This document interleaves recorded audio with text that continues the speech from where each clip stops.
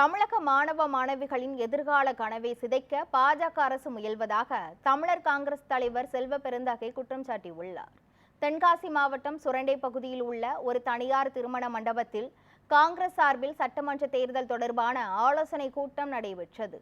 தமிழக தலைவர் செல்வ பெருந்தகை மற்றும் கிராம காங்கிரஸ் கமிட்டி மறுசீரமைப்பு குழு தலைவர் பீட்டர் அல்போன்ஸ், எம்எல்ஏ ரூபி மனோகரன், எம்பி ராபர்ட் ப்ரூஸ் உள்ளிட்ட பலர் கலந்து கொண்டு ஆலோசனை வழங்கினர்.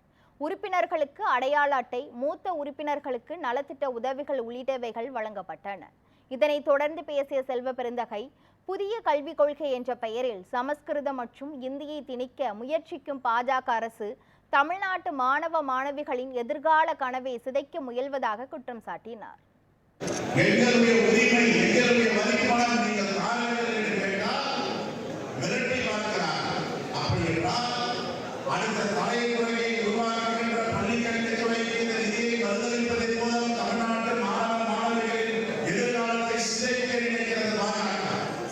இது தமிழ்நாட்டு மக்களுக்கு புரிதல் இல்லையா?